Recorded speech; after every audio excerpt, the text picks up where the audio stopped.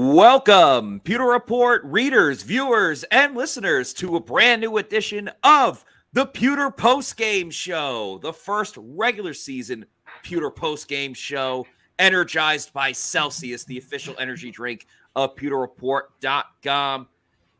The Bucs are 1-0 to begin the season after defeating the Minnesota Vikings on the road by a score of 20-17.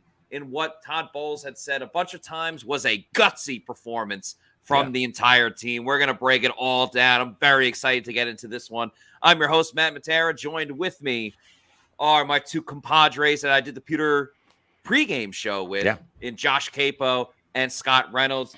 Gentlemen, no one believed in the Bucs. Everybody at Pewter Report, except for myself, took the Bucs for today's game, but I kept saying take the over of 6.5 wins, and that is a heck of a way to start with that over, with the Bucs beating the Vikings this afternoon. Yeah, this was some game. I'll tell you what. At first, I've seen some bad offense, folks. I've been doing this 28 years covering the Buccaneers. There have been some very bad offensive performances, and I thought we might be heading for that right in the first half. The I can't buy a first down card was being played over and over and over again by Dave Canales, unfortunately, and you know he settled in. I mean, this was a game really of second half adjustments. Yes, and I'm telling you, Todd Bowles and Dave Canales won that matchup big time in the second half. It wasn't pretty, and I tell you what. Get used to this, folks, okay? Never apologize for winning. There is no such thing as an ugly win. The Buccaneers are going to have plenty of games like this. And I'm telling you right now, I know we have game balls coming at the end of the program. Chase McLaughlin has not missed yet. In the preseason, in the regular season, the 57-yarder was phenomenal, and it proved to be the game winner. And there's a lot to uncover in this game here. But, Josh, let's hear your initial thoughts. Ryan Suckup would never 57 yards. I disagree with the decision that Bowles made. The result was fantastic. I would have gone for it on 4th and 3 there. But overall, I mean, Baker Mayfield, it was not a fantastic game. But one thing you have to say about Baker, and I think it'll come back when we do our Manscaped game balls. Yes. Baker's got balls. He does. Right? I mean, no doubt. He's stiff-arming dudes, grabbing an extra 2 to 3 yards, lowering his shoulder to deliver a hit on a scramble. He's a fun player to watch. Regardless of how this season's going to end, Bucs fans should be in for a treat just watching Baker because he leaves it all out there, and it's fun to watch. Matt, when you look at Baker Mayfield, right, there was the stiff arm run. There was the 4th and 1 quarterback sneak. There was the 3rd down touchdown pass, sidearms to Trey Palmer, right? There was the clutch throw to Chris Godwin to move the chains. We saw in that second half especially a lot of what Todd Bowles has said about Baker Mayfield. He's got moxie. I think Baker is at his best when he's playing with that FU mentality. And I think you saw it when he ran out of bounds and he put his helmet in front of the defender and rushing to make sure he got that first down that kept the drive going and essentially sealed the game for Tampa Bay. But really what I liked most about Baker was that he was able to channel through the adversity. I mean, let's be real. We already talked about it a little bit. The offense was terrible to begin with, and Baker was not all of the problem, but he was a major culprit of why the offense was struggling early on. I mean, he was tap dancing back there in the pocket. He did not look comfortable at all. But as the game went on and he started getting into that rhythm, you saw what this offense can be and what it can look like. We said before the show, we all said it, growing pains were going to happen. Mm-hmm. We saw those growing pains. But with Baker and this offense, we saw the potential of what they can be moving forward. I mean, they had the ball with 4 minutes left, and they did not give the football back. That's a sign of a good offense. They went body blow, bam, playmaker touchdown to Mike Evans, and that really set the offense in motion. So credit to Baker and QB mobility. We talked about it a ton. When in crunch time, it was QB mobility that helped the Bucs win this game. Yeah, and I think when you look at this, at least to me, I'm sitting here in the first half and I'm thinking to myself, this was an offense that just didn't play enough together in the preseason, right? It looked like an offense that played, what did they play, 5 series a couple of series in the first game, 3 in the last one, and they just needed more time together, more work. And I know that there is and we appreciate the super chat here from Cali Buck 199, 3 of 11 start from Baker. I almost turned on him. You're not the only one. I'm sure there's others that are out there like that, but it just seemed to me, guys, that this offense it needs more time. This is a work in progress. The slow start, I think, was a culmination of what we saw. And keep in mind, too, I know Baker looked great in the preseason. That was against vanilla defenses. Some of those defenses were backups. Yeah. So, and listen, Brian Flores drawing that card right in week 1. That's a tough assignment. I just had a text exchange with Dave Canales after the game, and he credits Todd Bowles. He said it was hard. Luckily, Coach prepared us for camp with a variety of those defenses. So, didn't look like they were prepared at first, but certainly, I think that they became more familiar with those Brian Flores' calls. And you look at some of the tail of the tape here, right? For the Buccaneers, first downs in the first half, 1 of 7 on third down conversions. And then they were 5 of 10. That's 50% in the second half. Big time. Yeah. They held the ball for over 20 minutes in the second half. Yeah. That is huge. That's how Todd Bowles wants to win. Well, and it really came into play here because they had no answers for Justin Jefferson. Jefferson was going to continue to just basically play at will against the soft cover 3 that they were running, some cover 2. And so I think I tweeted out during the game, like, the best defense against Justin Jefferson is if just you're telling him if you want to get on the field, you're going to have to play defense. And judging by the hit he gave to Christian Izien, he probably could. Yeah. But my God, I'm just saying, like, that they did a good job. But like, the only way we're going to control Jefferson is just keep him off the field. And when you control the ball for 20 minutes and 3 seconds in the second half, you keep the opposing best player off the field.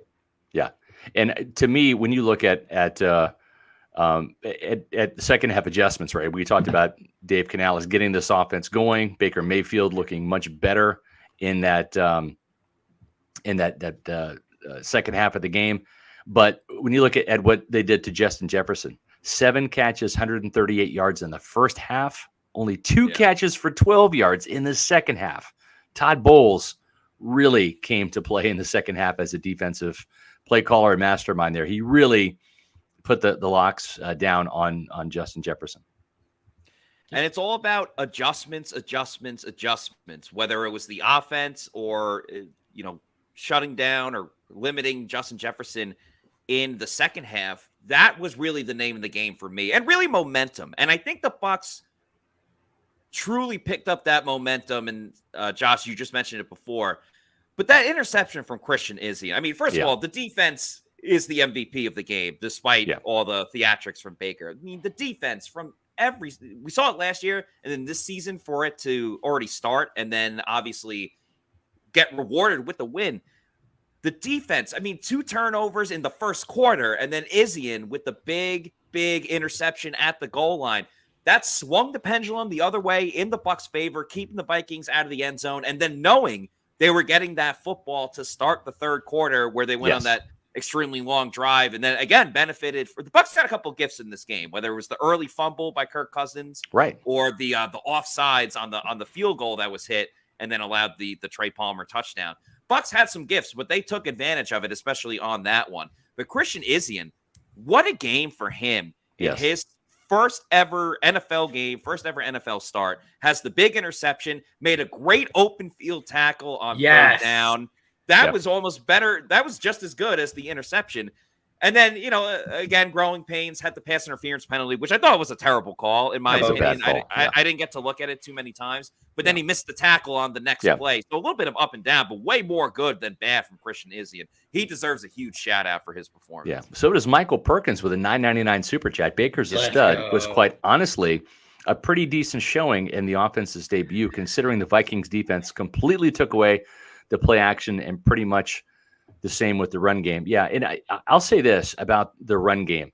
I know that Brian Flores did a really good job in terms of, of getting after this offensive line that's young and coming together and is revamped. But to me, Rachaad White really ran tentative, and I wanted to see him just mash the gas a little bit more. He's got to be more decisive, and he was looking for holes and dancing. Sometimes you just gotta pick away, left, right, straight, whatever, and just go full speed ahead to get some positive yards.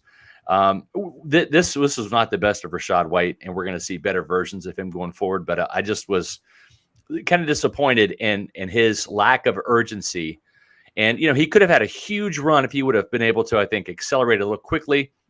He was ankle tackled, but that could have been a breakaway run for Rachaad White. I want to say it was in the third quarter of the game, but, they got to work on the run game. They ran it enough, Josh, as you said, in the second half to get 20, the time of possession, possess the ball for 20 minutes of the game. So they did enough in this week one win. And I'm wondering if White just didn't feel connected to the game because of the initial lack of, I want to say out of their first 12 play calls, there were 2 runs, right? Yeah. So yes, all of the talk about the Bucs being more run centric, they Keith got more opportunities than Rachaad White. He was their top target in the first half. It was unbelievable. Keith had more targets than Mike Evans and Chris Godwin combined through the first 4 drives. Yeah. This was not I was not a big fan of how Canales was calling the first few drives. I think he may have gotten a little over amped about getting too far down the rabbit hole. But man, I was begging him, please stop calling Keith's number. Exactly. And I think that may have had something to do with White. I mean, he really didn't get many opportunities until that 9-minute drive to start the second half. And I think that may have contributed to him not being able, feeling a little bit more tentative, not having a good feel for the game. It's just they weren't able to get him involved. Not only like that, but I would have loved to have seen, especially the way Flores was running those blitz packages. Yeah, they should have had that screen game involved way earlier than they did. They had a couple late. They had one to Chris Godwin, but that wasn't the old school screen to Chris Godwin. That was, hey, we actually have a blocker on the left side, and we're going to have a lineman pull as well. It wasn't a bubble screen. Exactly. Yes. So I think that may have contributed to it. I think you'll see more from White going forward. Yeah. Byron Turner with another super chat here for us, $4.99. Thank you so much. Who are the defensive MVPs of this game? Well, you know the rules, folks. Stay tuned. We do game balls at the end of the program, but we also got to follow the rules. When you ask a question with the super chat, we have to answer. We're compelled. That's the rules, folks. So on the defensive side, Matt, you mentioned Chris Izien. I'm going to mention Devin White. I thought Devin White 45. Was absolutely fantastic today. 12 tackles. Sometimes, when you look at the stat sheet and you do some box score scouting, it doesn't always ring true. Sometimes those tackles are down the field and all of that. No, Devin White's tackles were near the line of scrimmage. He had a big tackle for loss. He played as well of a game of football as I've seen him play in a long time. He was locked in. You can tell this guy's in the contract here. He's up to a great start. Big time plays today from Devin White. Him and David both. I mean, Levante and him, they were huge combating Minnesota's screen game. They were involved in run defense, holding Minnesota, I want to say, to under 3.5 yards a carry. They were involved in some of the pressure packages. But rather than be reductive, I will go with Antoine Winfield, who came up big early in the game with some huge blitzes, one that created a pressure or a couple pressures. And then later on, he made a couple of plays on the back end, stopping some potential big gains. Plus sack, strip, fumble recovery. Yeah. Big time play. Led to a field goal. Absolutely. One thing I just want to say, we're not strangers to seeing Todd Bowles blitz the safety off the edge, but they just were fantastic today, specifically blitzing the safety and even more specifically Antoine Winfield Jr. It felt like every time they sent him home, he was right in the grill of Kirk Cousins, not the grills that he wears after the games when he wears the chains. Kirk Cousins. Right. But I mean, it's great to see Antoine back at his natural safety position versus nickel corner. Because again, seems like they may have found their nickel corner of the future. With he's off to a pretty good start, and we're starting off strong with you folks, with you Pewter people, with these super chats. And another one from Callie Buck here, $1.99. White was dancing in the hole like Fournette. Yeah, it's early, right? This is what, maybe start number 4 or 5 for Rachaad White going back to last year. So, and even those starts, I mean, Fournette ended up getting more carries. So we shall see what the future holds for Rachaad White. I think we'll see a better version next week from Rachaad White against the Bears. Another super chat here from Darius Miller, $4.99. It was good to see Logan Hall getting involved. JTS had a fumble recovery too. Yeah, I mean, these are 2 young guys that the Bucs are counting on to make some plays, and Logan Hall was kind of doing some of that dirty work today. Yeah. And I just had a Bucs brass member text me. It wasn't pretty, but it was gritty, and that's how Bucs ball is going to be this year, folks. This is how Todd Bowles wants the game to be played out, right? The stat of the game was turnovers. The Vikings had 3. Those were forced. 2 of them were forced. Really, one was a gimme. But then the Buccaneers protected the ball. And the first rule of football, can't beat yourself. 3 penalties for 19 yards for Tampa Bay. 6 penalties for 45 yards, including a big one on a field goal attempt, Matt, that led to a touchdown drive. Yeah, the Vikings, not that I want to speak for the Vikings, but they could definitely look at that game and say that they beat themselves too. I mean, that offsides penalty, inexcusable. Because we've seen the Bucs lose many times beforehand where they are the ones making those mistakes. But the Bucs capitalized on all of that. And let's not forget, even the one where the Bucs got lucky, the first one with the Joe Tryon-Shoyinka forced fumble. Right. The Vikings were driving. Like, they were in field goal range. They were going to come away with 24-yard line. Yeah. Again, they don't fumble it there. They kick a field goal. That game's going to overtime. Maybe Rachaad White gets to 49 yards, which I needed. Christian Izien literally pulled the ball out of the end zone. Yeah. He really did, yeah. That was a touchdown. And so what the commenter said about Logan Hall, I mean, that was very Golston-esque, right? Yeah, that was Will Golston performance. Right, it was. Yeah, there's the strip right there by Izien. Just literally took it out of KJ Osborne's hands right there. So that was a fantastic play. Les Evans, $5 super chat. Winfield strip on Cousins was huge. Yes, and so was that recovery. I mean, that's the trifecta right there. The sack, the forced fumble, and the fumble recovery by the hometown kid. Played his football at University of Minnesota. So it was a great homecoming for Antoine Winfield Jr. Wait, did you guys know that his dad played for the Vikings? We never talk about that. We never talk about that. Antoine Winfield Jr.'s dad played for the Vikings. I remember that back in the day, Matthew. I was alive to see him play football. Yes.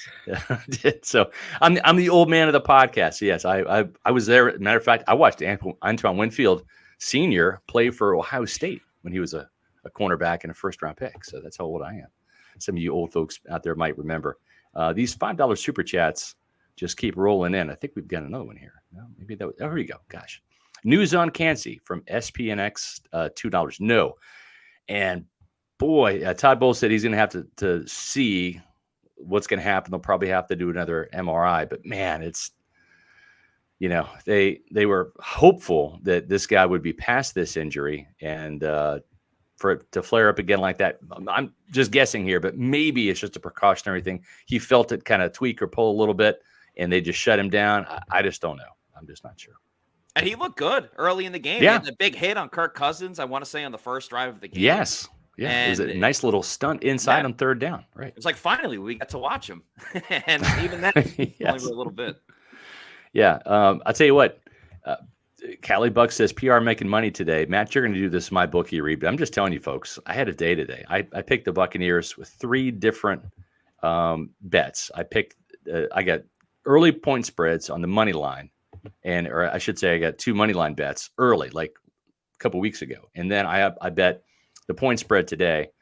And so I cashed in on about 50 large today, just from the Buccaneers. And then the Jacksonville Jaguars on my bookie, they wanted me another $20. So I've had a day. And I had a day yesterday. I might retire from betting thanks to my bookie. I might retire, period, thanks to my bookie with my winnings. So, Matt, when you look at my bookie, the point spread 4.5 today. What are your thoughts? Did Vegas? Did we guess right and Vegas guess wrong in this? I guess that was the case.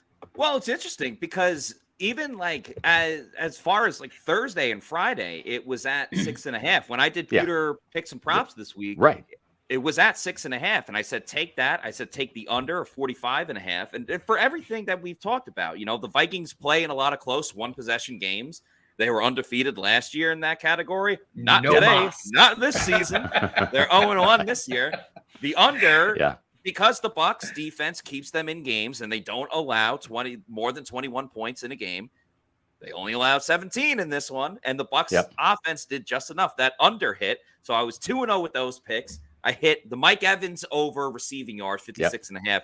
Didn't make it on the Rashad White one, but that's okay. Work in progress. And then KJ Osborne made 3 receptions. So if you followed my picks, you definitely won yourself some money, but you can use the promo code Pewter at mybookie.ag, PEWTER. Get a deposit bonus, 10% cash on any of the bonuses that you sign up for. And you could do a maximum of $200, minimum of $45. But use that promo code, get some free cash in your bank account at mybookie.ag. Speaking of cash, the super chats keep rolling in here. Blueberry with an SGD. I used to remember what that denomination is, or that currency, SGD. South. No. Anyway, thanks for listening. $6.98. What's that? It could be Singapore dollars. Okay, sure. Sounds good. An undrafted rookie picked off Cousins in his first career game, but the NFL chooses to go crazy about the Justin Jefferson tackle. Well, it's a highlight type play. I don't know. I thought the Izien interception was a highlight to me. But hey, whatever. The Vikings about to start off 0-2, folks, because they go to Minnesota goes to Philadelphia on Thursday night. So they're going to be licking their wounds. And they play Kansas City. Week. They play Kansas City, like maybe not the next week, but I think the week after. So Minnesota has a really tough schedule starting out, and they did themselves no favors by going 0-1 against the Bucs. And their offensive line is already banged up. Right? Yeah. Darisaw left 2 guys of the game, and then Bradbury was out for the remainder of the game. Yeah. Mark Fisher here. He always gives us donations rather than super chats, but we appreciate you, Mark. Do you guys feel this win was important to move past Brady, or is that overblown? I don't think anybody was thinking about Tom Brady today. I think that maybe the announcers in the NFL world, that they might be thinking about Brady, but I don't think the Bucs are thinking about Brady. You know what anymore. I think it is too, guys, is because it's a new offense. It very much feels like they've wiped the slate clean, and it's like, today's game when they were struggling, I don't think anyone was going, you know what they need right now? Tom Brady. Like Brady's going to bring him back. So I think the new offense has kind of helped everybody move on from that. But we have another super chat. Appreciate all you guys. Super chats coming through. Let's go. Cali Bucs with the $4.99 super chat says, too many Buck fans not following this channel. The Pewter Report breaks a lot of news early. A lot of fans follow bad sources and makes conversations with them hard. Yeah, I mean, appreciate that. Yeah, very kind words. Thank you. And sometimes people say stuff and they have no idea what they're talking about. Yeah. So, hey, but we're closing in on 12,000 Pewter people subscribing to our YouTube channels. We really appreciate that. As much as we appreciate these super chats, that's awesome. We want the likes and the subscriptions. So, and when we say subscriptions, all it is just it's hitting a button. Yeah, it's free to subscribe. Seconds. Yeah, just hit that. Make sure you like all of our videos. Make sure you're liking Matt's Pewter picks and props every Friday. My Pewter Pulses, I'll have one out tomorrow. The Pewter Report podcast. Just hit all of those likes for us, and that helps our algorithm, gets us in front of more Pewter people like you. Mark Fisher with another question here. So, do you guys just feel like we beat a higher echelon team? I don't think so. I really don't. Josh, I think you and I talked about it this week.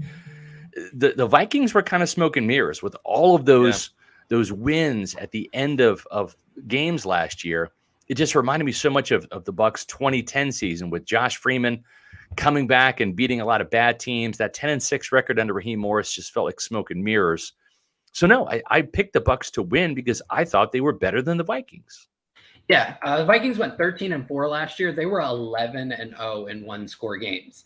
Completely unsustainable. You see it year after year after year. Somebody just happens to win a bunch in a row, and it's not something that they can continually do. They proved it today by losing a one-score game. Typically, teams are about 500 in one-score games. So if you adjust for that, which is adjusting luck out of the Vikings from last year, you're looking at a team that was 2-4 outside of one-score games. You give them 6-5. It's like an 8-win team. So the Bucs beat a team that's probably got the true talent level of about an 8 or 9 win team. Yeah. And I think that's right around what the Bucs are. So they beat a fair opponent. Yeah, 100%, Josh. I was gonna say this is kind of like a coin flip game. You could go either way, and neither one would really be shocking unless it was a blowout on one end of the spectrum or the other. So I definitely think the Bucs beat someone that was on an even playing field with them. And it's like if the Bucs would have lost, I don't think anyone would have been crazy shocked. Matt, when you look at this, right, this is an NFC team that they beat, right? If the Lions, who are 1-0, right, if the Lions win the NFC North, the Vikings will be competing for the wild card spot, right? Yes. Who knows what's going to happen with the NFC South? But this game could come all the way back at the end of the season and help the Buccaneers if there's a head-to-head between the Bucs and Vikings for a playoff spot, right? Yep. Absolutely, 100%. And that makes next week's game that much more exciting, too. I don't want to jump too far ahead. But playing the Bears, if you stack another win, as Bruce Arians likes to say, stack another win against an NFC team that is fighting for a playoff spot down the road, you start building up those tiebreakers right away, even though you're not even really thinking about it. But back to the Super Chats, shall we? Byron Turner, $4.99. Thank you so much, Byron. You've been great on the Pewter Game Day show as well. Really enjoyed chatting with you. Byron says D needs to avoid blown coverages on seam routes if they want to reach 9-8. No room this year. Well, yeah, but I mean, look at the adjustments that Todd Bowles made in the second half. I mean, completely took Justin Jefferson out of the game. And I'm gonna have to go back to the film and really kind of see what was transpiring. It just again, you can do a little bit of scouting here in the box score, and I'm not really good in math, but I know that 7 catches for 138 yards for Justin Jefferson in the first half is a lot. And 2 catches for 12 yards in the second half is not a lot. So based on that, I'm going to say Todd Bowles and this defense, they did a number on Justin Jefferson, and they basically said, okay, we're going to do what we can to take this guy away, and we're going to force TJ Hawkinson, KJ Osborne, the rookie Jordan Addison to beat us. And that didn't happen. Absolutely. To the commenter's point, I mean, the carrying the seam in cover 3 has been something I've been screaming about for a couple years now. He's got to figure that out because it'll continue to be exploited, and they go up against some pretty good receivers this year. But it seems like those second half adjustments did help. I would have loved to have seen a little bit more of the blitzing that worked so successfully on the first few drives. Right. You didn't really see Antoine Winfield blitzing again in the second half, at least not live look. Obviously, like you said, Scott, taking a look at the tape afterwards may prove a little bit different. Yeah. But that was the big key. Jefferson was burning them. He was basically the only thing burning them outside of the blown match coverage that allowed Jordan Addison to get the touchdown. And the Bucs were able to make that adjustment, something that they struggled in years past. Second half adjustments. And they got it, and it helped deliver the W. Yeah, you could suck all you want in the first half as long as you make the adjustments and turn it around. That's how you finish, not how you start. Yeah. I will say this about Todd Bowles. He gets maligned a lot, and maybe deservedly so, right? I'm not going to sit there and agree with that necessarily, but because I'm kind of in Bowles' corner. I think that he got better certainly today in a lot of aspects, not just as a defensive play caller in the second half, but when he gambled today, he gambled correctly, right? Except for challenging the spot where, he lost the timeout, right? Yeah. If that's his worst gaffe, okay, fine. But when you think about this, in crunch time, this is a guy that's been maligned for some poor game clock management and game situation management. 4th and 1 on his own 30-ish yard line, he calls for a QB sneak. And he's telling the offense, setting the tone, we're going to get a yard this year, damn it. We're going to. And Baker Mayfield got the quarterback sneak. That paid off. Then as that drive continued, he settled for a 57-yard field goal. He trusts his kicker, Chase McLaughlin. And McLaughlin, once again, delivered for this team. And a 57-yarder ended up being the game winner. And in doing that and not going for it on 4th down, 4th and 3 on the other side of the 50-yard line, the Vikings side of the field, he trusted his defense. He said, we've got this thing figured out. We're not going to let Justin Jefferson beat us. We're not going to let Kirk Cousins beat us. We're going to get off the field. Carlton Davis made a hell of a play, and the Buccaneers salted away a win. So I just think that the Todd Bowles, Was it lucky? Was it calculated? I don't know. He made the right calls. He gambled correctly, and he took some chances. And he also, he's got the rookie play caller, and Dave Canales, and he said, all right, we're going to get the ball back for you, and you win the game for us. And he dialed with the right play calls and got the win. But I thought Todd Bowles, aside from just a defensive play caller, called a very good game as a head coach. Yeah, I would agree with most of that. I said I didn't agree with the 57-yard field goal. It turned out well. Obviously, McLaughlin's got the leg. But I'll add a couple of that I thought were really smart decisions. Number one, I thought it was smart to challenge the spot on the ball, and I think they still got it wrong on the review. Yeah, I agree. Personally. But I think that in that situation, you have to call that. I 1,000% agree with his decision there, even though it didn't break his way. The other one that I thought was really prescient was when the Vikings crowd was absolutely lit. Baker couldn't get a check. Yes. Called to everybody because I think they were in empty at the time. Yes. Ends up Hainsey rushes the snap. Yes. Would have been a fumbled snap. It. Yeah. Yep. Yeah. Baker fumbles it. But all of that was for naught because Todd Bowles called a timeout with 1 second left. That's right. On the play Great clock. call. And I thought that was a fantastic obviously you don't want to have to call that there, but given the situation, he made the absolute right call. Thank goodness the NFL changed a few years ago to allowing head coaches to make timeout calls on the sidelines. Right. And I think he used that really well, and it was a huge play because you saw Baker ends up fumbling that snap. Yeah, he picked it up. He was starting to kind of duck around, but you have no clue what happens then. That all hell breaks loose, and he avoided it. Yep. Super chat here from Spinks, $2. When are the Bucs going to name captains? We kind of told you on the Pewter pregame show, and that's why you got to pay attention to the Pewter pregame show, Pewter Report. We do tell you things. We got some scoop. Todd Bowles pretty much said that he wants to wait a couple weeks until the leaders really kind of emerge because not everybody was here in the offseason, meaning Devin White. So he wants to make sure that Devin White gets the C on his chest. I get a little C on my chest for Celsius here. But yeah, I think that's why. They'll name some captains here pretty soon, but he wants to make sure Devin has an opportunity to get a C on his chest, and that's okay. I mean, Todd's the head coach. Devin's his guy. He's the captain of his defense and leader of the Bucs defense here. Several other super chats come in. And you saw some. I mean, they sent captains out for the coin toss, and it was the usual suspects, right? It was Evans, it was Baker, it was Devin White, it was Levante David, Tristan Wirfs. I mean, the usual suspects. Exactly. Yep. Scott, since you mentioned the C and Celsius, I just have it on the mind. I want to talk a little bit more about Celsius. So let's hear from our friends over at Celsius.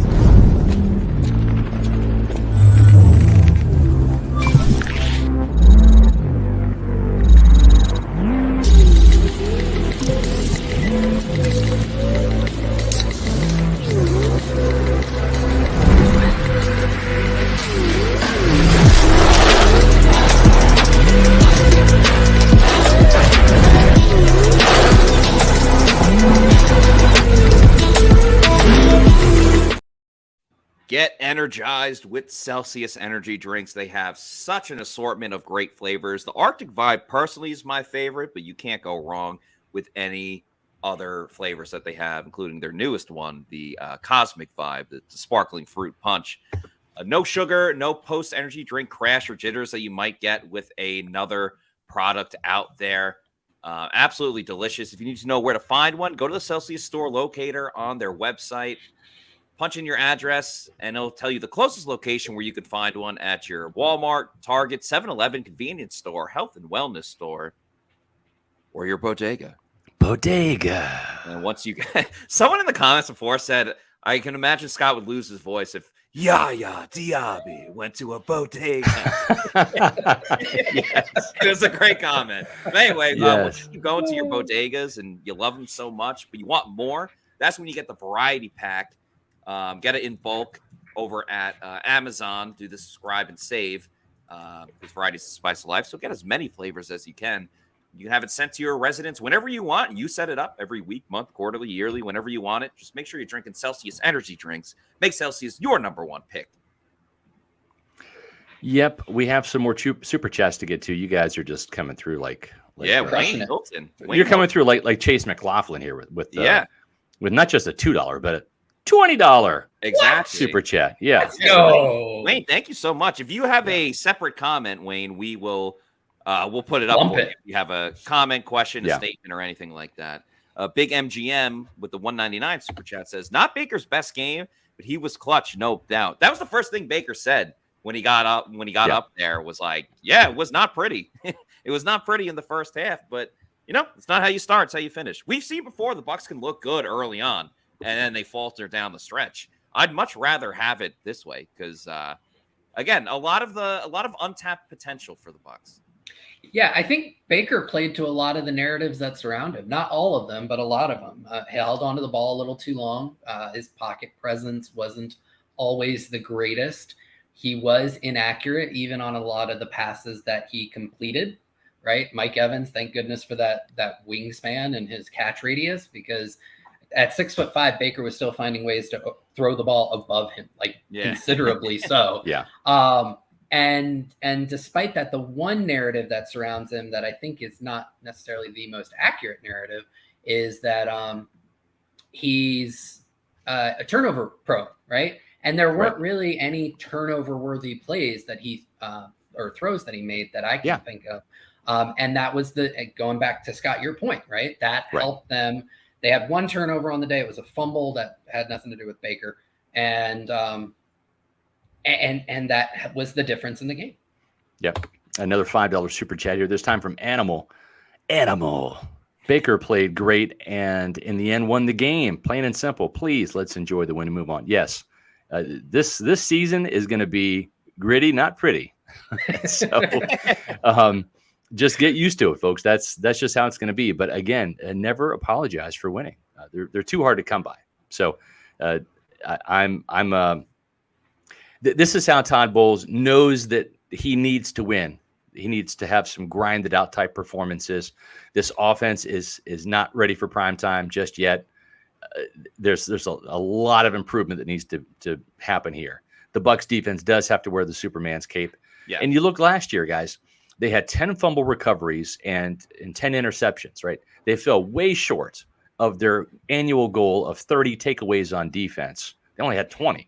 They had 3 today. That's a hell of a start. Yeah. And those takeaways on defense were absolutely huge. And Matt, I think you said it best earlier. I mean, the defense really won this game as much as Baker and Chase McLaughlin did. It was a team win, but keeping the Vikings to 17 points or less was just so huge. Yeah, and I really think everyone played their part too. We could talk about the offense in a little bit, but sure, there were certain stars that stood out, like Antoine Winfield Jr., for sure. But Logan Hall, who we talked about earlier, making that tackle for a loss. Shaq Barrett, I thought, did a great job on certain run plays. He really set the edge and made sure that, they weren't able to turn it outside for a big play. Outside of the first play of the game on defense, when I think the Vikings ran for about an 8-yard gain, they were fantastic stopping the run. They were absolutely fantastic. Vita Vea had a big tackle in the goal line situation. Right.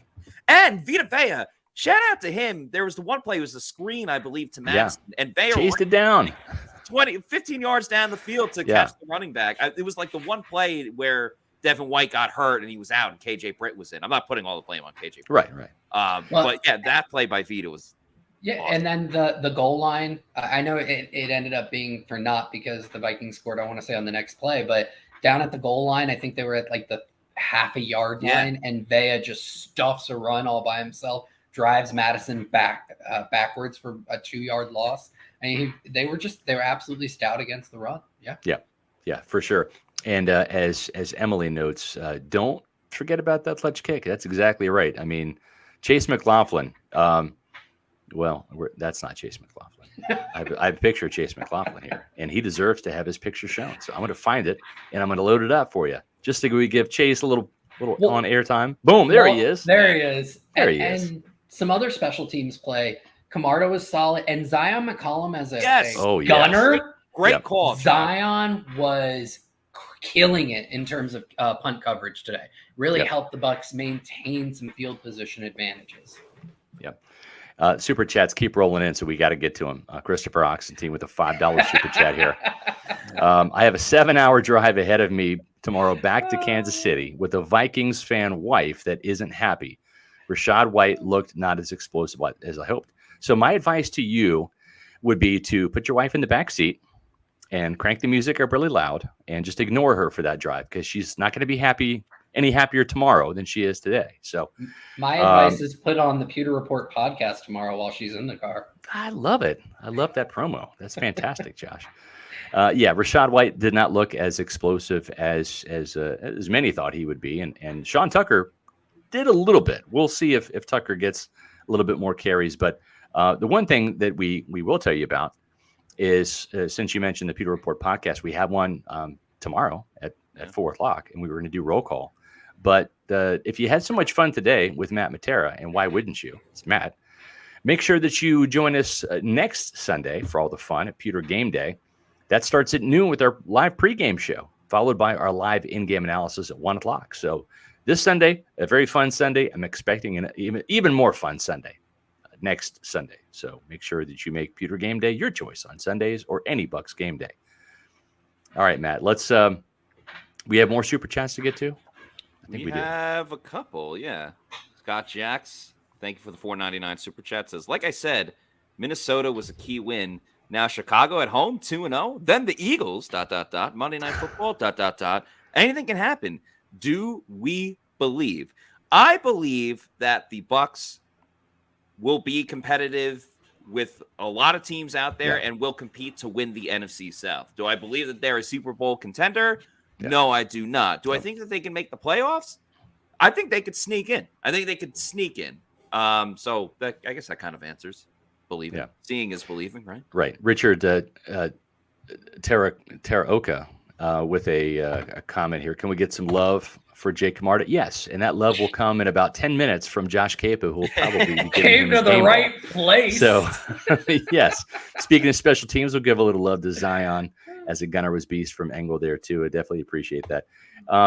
You know who else is a bit of a beast? He didn't look it. He doesn't look like a beast, like in a bad way, but in a very good way.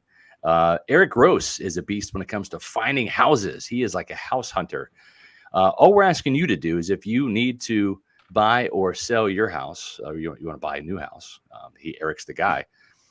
Eric and Caitlin Gross, they're a fantastic dynamic duo. Probably not the best hands like Mike Evans and Chris Godwin have, although Mike dropped the touchdown today, if I got to be honest. Got one. Yeah. But they are hands-on when it comes to finding houses. And I'll tell you where to go to find houses. That's housesnfla.com. That's the website of the Eric Gross Group, the official realtor of Pewter Report. It takes a full team effort to win a football game, just like it takes a full team effort to win in real estate. The Eric Gross Group has done hundreds of real estate transactions in this market. They've got experience for all types of situations. And trust me, they will make the right audible. They will make the right second half adjustments to get you the best price for your home when you sell it, and the best price when you move into your new home. Eric is an avid Pewter Report reader and a Tampa native. His father was stationed at MacDill Air Force Base.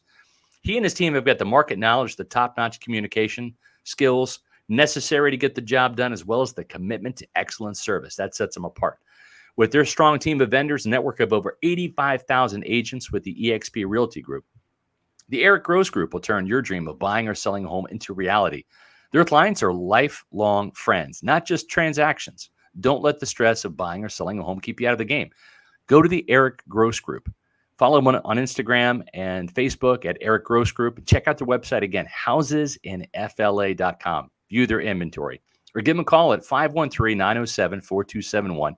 No matter where you are in your home ownership journey, you're going to feel welcome at the Eric Gross Group. Again, the official realtor of Pewter Report. I want to get your guys' opinion on this because, Scott, you mentioned it talking about Eric Gross Group with Mike Evans. And I got to ask this as well during the Pewter Game Day stream. What you guys think of Evans' performance? Because obviously he had the big play with the touchdown and started to get it going in the second half. But obviously a very odd start.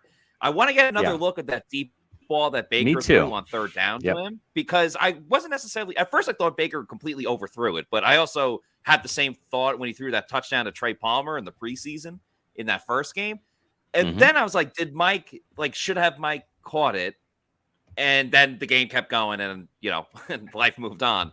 But that, and then as you mentioned, Scott, the little slant play on I don't remember if it was third down or not, but the one that he should have caught near the goal line that should have been a touchdown. Yeah.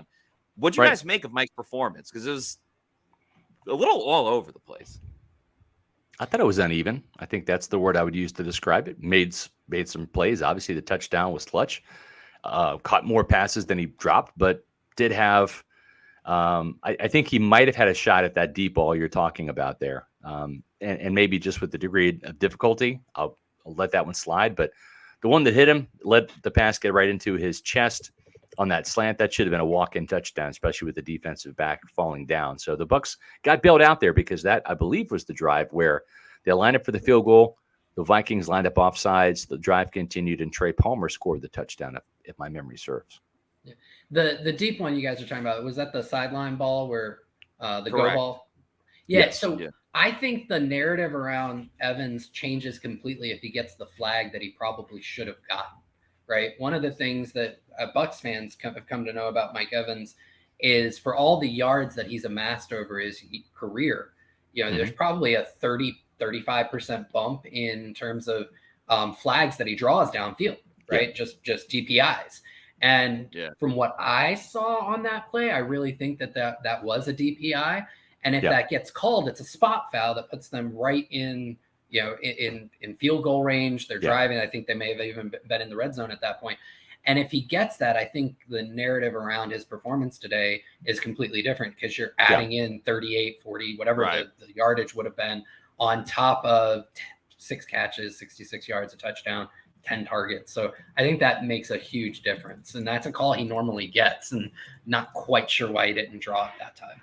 Yeah, I agree. It's we have a question here from Tom Healy. Just important that we note that Todd Bowles didn't have any answer on Kalijah Kancey. We do know it was a calf injury again. Don't know the severity of it. Don't know if it was just like he felt it kind of tug a little bit and they just shut him down, or if he full on pulled it again. And if that's the case, we might be looking at weeks, maybe another month or so for Kalijah Kancey. But we'll know more, probably not even tomorrow, because they'll have to do the MRI tomorrow. So my guess is probably late Monday night or Tuesday, we'll have some answers on Kalijah Kancey, unless it was like a little bit of a tweak and they shut him down from a precautionary measure and they can get the MRI done early in the morning, but we'll see. It's something we'll ask Todd Bowles, but if he doesn't have an update, it's not much more we can do with it. And hey, at least Logan Hall stepped up. Vita Vea still looked like a monster. Mike Green got some playing time in there as well. So it obviously stinks when it's your first round pick and everyone's excited to see him play, especially after not participating in the preseason. But the Bucs have enough guys in there to, combat losing Kalijah Kancey, in my opinion. Yep, I agree. If you're late joining us, these were the Pewter predictions that we had on the Pewter pregame show. Matt took an L, but you know what? I agree with you, Matt. This is a game that's a coin toss game. Like if you play this game 10 times, it might be 5-5. It might be 6-4 with either one of the teams winning. So we can't fault you for picking the Vikings in a 3-point win. No one's going to go 17-0 picking these games. So exactly. More power to you. Yep. I think I came close. 23-20 had a 3-point game. So did Josh. A little high scoring there. Yep. With another 3-point game, but by and large, we all thought this was going to be a very close game. Bailey went out there on the limb with the 23-17. He thought another Chase McLaughlin field goal was in the cards, but it wasn't today. So. I'm pretty sure Adam went Price is Right on you, Scott. Yeah, probably. I think he did. Exactly. Well, folks, do we have any more super chats? We kind of do. We have 2. Here. Animal, $5. How can I get Scott Reynolds to join me on my show for a one-on-one interview? All right, Animal, you and I go way back. Email me at sr@pewterreport.com and I'll come on your show. How about that? Just for you, my friend. There you go. Animal's a longtime Buccaneer fan. I want to say, are you living in the Midwest now? Iowa? Am I right about that? I think so. I'm happy to come on, Animal. You definitely deserve it. Appreciate the super chat too. So if you pay me in super chats, I'm going to come on your show too. That helps out. Cali Bucks $1.99, and I'm cheap. I'm $5. Like you only need your show. Pay us $5. I mean, hell, we'll work for money. Matt looks ready for a nap. Go Bucs. Matt Matera, one of the hardest working dudes. He put in an hour in the pregame show. He did the 3 hours of a Pewter game day, live in-game analysis, and the postgame. So yes, a well-deserved nap is in store for Matt. I appreciate the kind words. Sadly, I just naturally look this way. Like, I remember in high school all the time, people were like, "Oh my God." In high school, people would be like, "Are you high? Are you high?" I'm like, "No, like I'm just chilling." So you're high on life, Matt. I am high on life. What most people don't know, like when we do, like when we go to like Bucs training camp, or even like when he goes to the games, like he is always the last guy to leave the press room. Yes. Every single time, like without a doubt, you get a text like, hard working. I don't man. like this. Let's talk about the Bucs. 3.5 hours after I've left, I get a text from him. Just finished up, headed out. It's incredible. Well, Les Evans. Les Evans wants to buy you a Celsius. So there all you right, go. I'm down with that, Les. Anytime. Exactly. Well, folks, we're getting close to the end of our Pewter postgame show, and you know what that means. It's the most wonderful time of the show. It's the time for the Manscaped read that I will do, and I'm trying not to crack up, as well as Game Balls presented by Manscaped. Your balls will thank you. Okay. All right. Let's see what Manscaped has dialed up for today, shall we? If I can get to the right read here. You guys be thinking about your picks. I have mine, and it might surprise you a little bit here, but here we go. Today, we're here with the sponsor for your bouncing bundle of joy. No, we're not talking about a baby. We're talking about your baby makers. That's right. Today's show is brought to you by Manscaped. But just like babies, the delicate little guys have sensitive skin. And here, I'll fine. I'll do it. You can see my face. All right. I'll try not to crack up. But just like babies, your delicate little guys have sensitive skin and deserve products that are not only skin safe, but made with safe ingredients. That's where Manscaped's Platinum package comes in. Your razors, from shower care to this package, goes above and beyond the gold standard for your body hair. So treat your beautiful little boys to the world's finest toys at manscaped.com and use the promo code Pewter20 for 20% off plus free shipping. The Manscaped Platinum Package 4.0 is the one-stop shop for the man who deserves it all. They designed this little package to allow you to fully align your entire hygiene routine with elite products. Inside the Platinum Package, you're going to find the Lawnmower 4.0 trimmer, the Weed Whacker ear and nose hair trimmer, the Ultra Premium Body Wash, the Ultra Premium 2-in-1 shampoo and conditioner, and the Ultra Premium deodorant, crop preserver, anti-chafing ball deodorant. Lots of good stuff in the Ultra Premium package, the Manscaped 4.0. Make sure you get 20% off and free shipping when you use promo code Pewter20 at manscaped.com. That's 20% off plus free shipping at manscaped.com. And you deserve the Platinum package because the gold standard is just not longer good enough. So there we go. Let's get on with the picks, fellas. Matt, you go first since you need the nap the most. We'll get you off the air first. So who gets your game ball today, Matt? Oh, man, a lot of people to choose from. But, Scott, you had mentioned him before, and he's come under a lot of ridicule, especially for some of his antics this offseason. But Get Live 45, Devin White, making all of those tackles.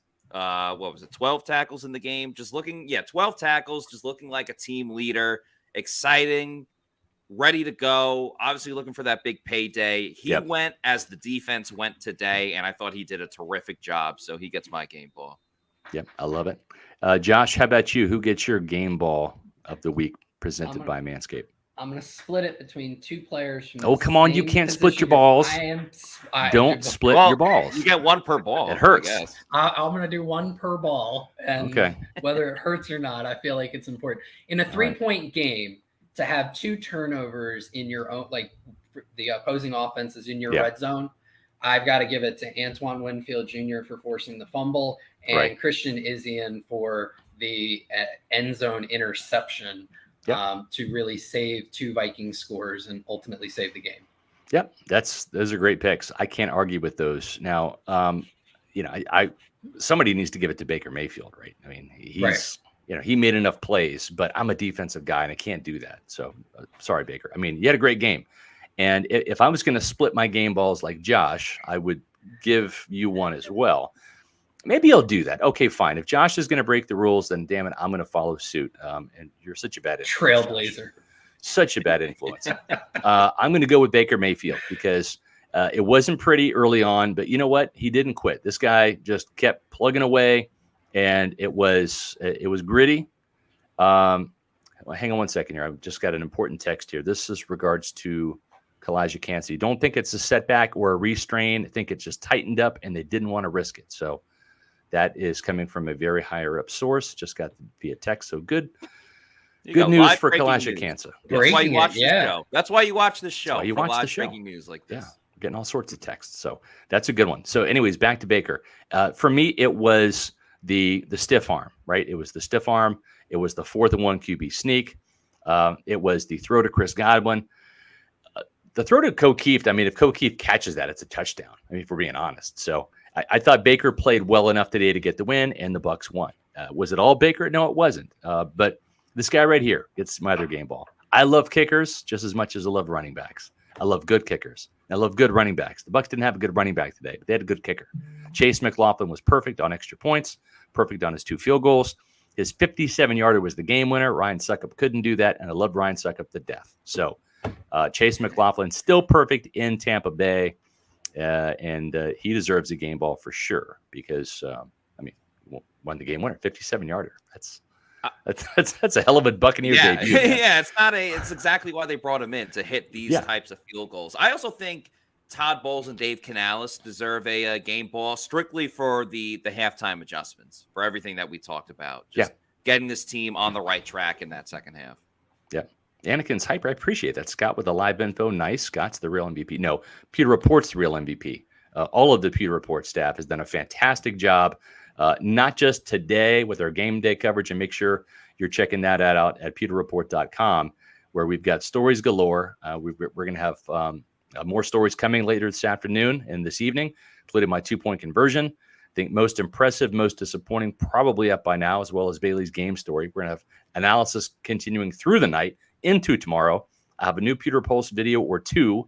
I might have time to do 2 tonight for tomorrow and the next day. But make sure that you are following Pewter Report TV. That's our YouTube channel. It's where you guys are watching this probably.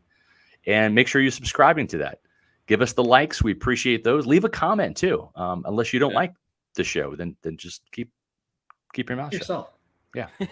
But make sure that you're following us on social media at Pewter Report on X, Instagram, Facebook, and Threads.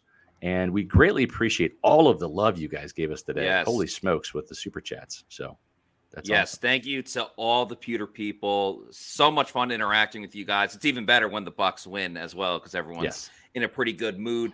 We'll have a show tomorrow at 4 p.m. Yeah. We'll also have ones. So our schedule for the season, if the Bucs play on Sunday, we do Monday at 4 p.m., Wednesday and Thursday, all at 4 p.m. And then Sunday, we do the Pewter Game Day show, pregame, live in-game stream, and then the post-game show, depending on when the game ends. So, Callie Bucks has got a great point here. Pewter Report brings the accurate Bucs news. We need more fans in here. Here's my challenge to you guys. Text your friends, text your Bucs buddies. Let them know about the Pewter Report podcast. Let them know about Pewter Report TV, our YouTube channel. Let them know about pewterreport.com. So this is an all points bulletin for all you Pewter people. We love you guys. Let's get more people in the chat. Let's get more interaction. Let's get more subscribers. And we appreciate you guys in the best way possible. And we're going to do roll call tomorrow at 4:20 too. It's the best part about Monday's show outside of a Bucs win.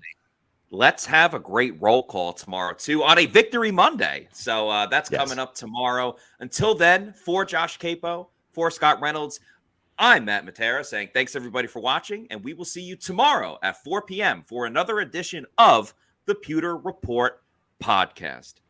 Out 1-0. Bucs are 1-0, tied for first in the NFC. The NFC, not the South. The NFC.